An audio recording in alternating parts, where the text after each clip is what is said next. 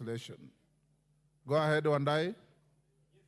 Yes, Honorable Speaker, I want to refer you to the provisions of Article 93, Sub-Article 2 of the Constitution, very, very briefly.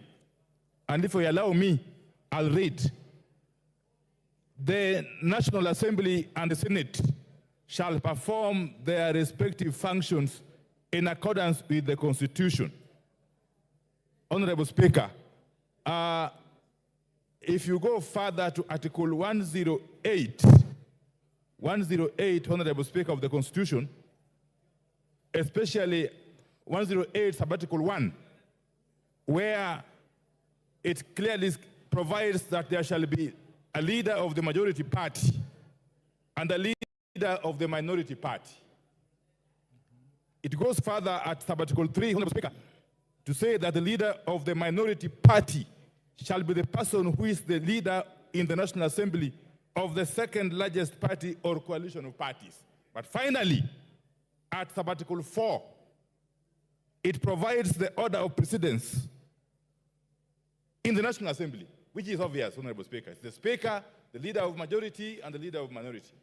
Honorable Speaker, pursuant to these provisions, the Parliamentary Service Commission has proceeded to facilitate these offices, and particularly the office of the leader of the minority party, which I am privileged to occupy as we speak, Honorable Speaker.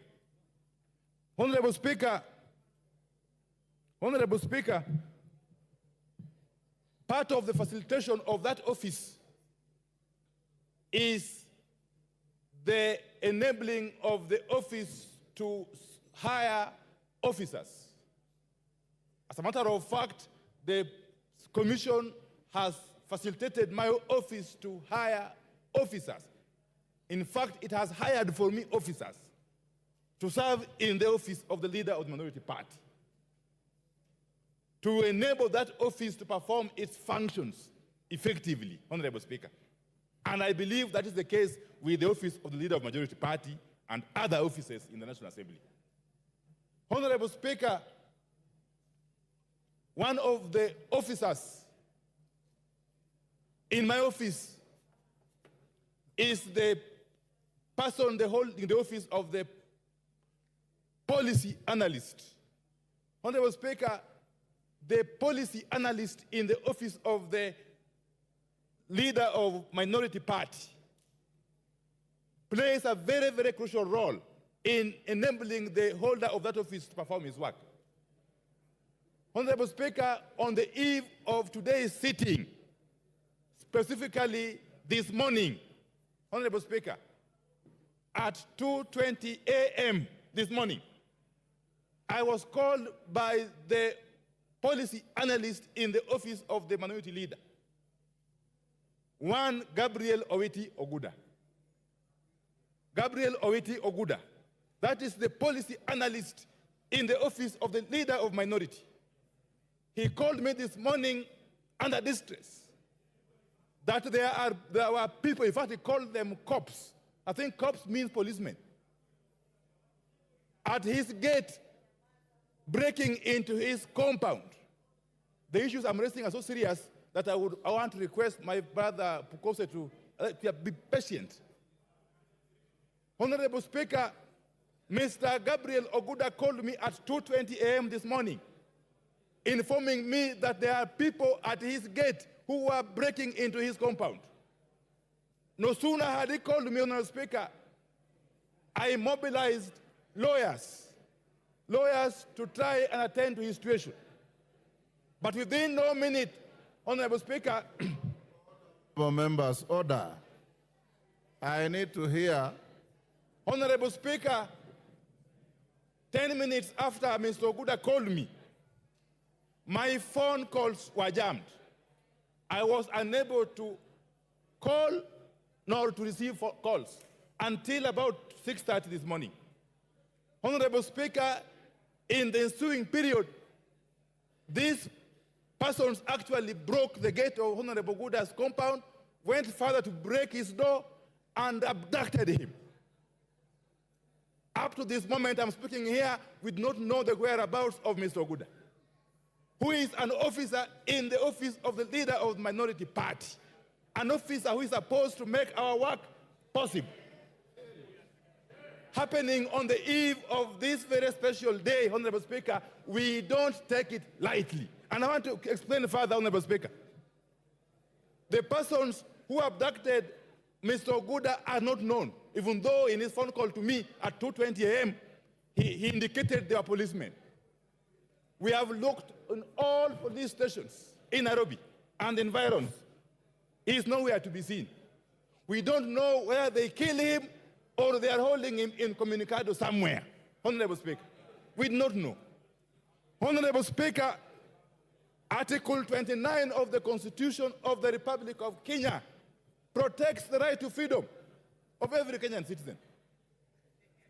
Indeed, even the rights of arrested persons are protected in the Constitution at Article 49, Honorable Speaker. As a matter of fact, nobody is supposed to be arrested without being informed as to why he is being arrested. The Constitution goes further to provide for rights of detained persons. If you are arrested for whatever reason and you are detained, you have got a right to access the services of advocates or lawyers.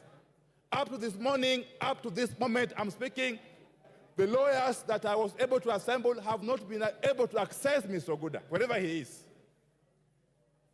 So what am I saying? What I'm saying, Honorable Speaker, is that this cannot be treated as business as usual.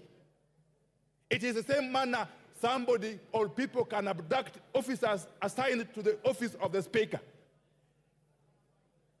That would be an affront to the independence of the institution of Parliament, Honorable Speaker.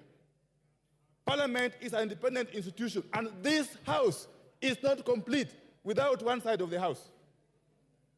This House is only complete with the majority side and the minority side. Honorable Speaker, before I conclude, let me say this. Some of us have walked this journey, and you know. These are not things that are new to us. But it will be unfortunate if this country were to regress to the dark old days, which we have been accustomed to, and some of us have been victims of. Honorable Speaker, a trend is now emerging of abductions of people in this country by people who we do not know. I am being told this morning from some sources that there is a unit already already established in the police service, and that unit is reporting to nobody. They are reporting to nobody. They are a law unto themselves. He is on a point. They are abducting Kenyans. Wind up. I am on a point of order. Wind up. What is itching, Honorable Sirma? Order, honorable members. Order. Order. So can I allow him to prosecute my case? He seems to know more. I'm hearing what. Go on, I'm hearing what you are saying.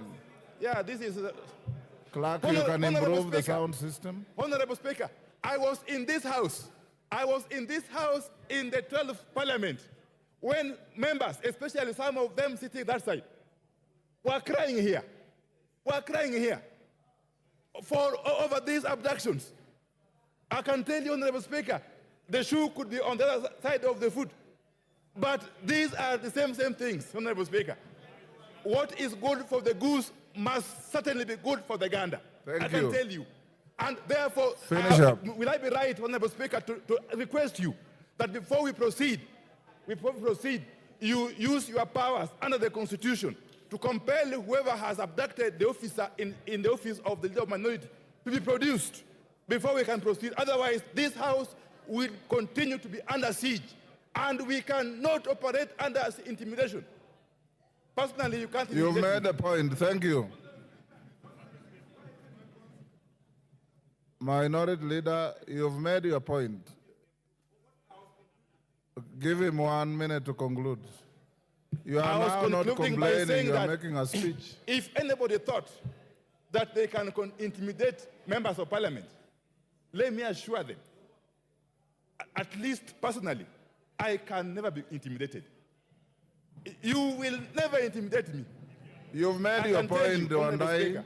And therefore, I demand on behalf of my coalition. That is that extra the material officer that's is unnecessary. released, or at the very worst, taken to court and charged with 2 offenses he has committed. Thank you. Thank you.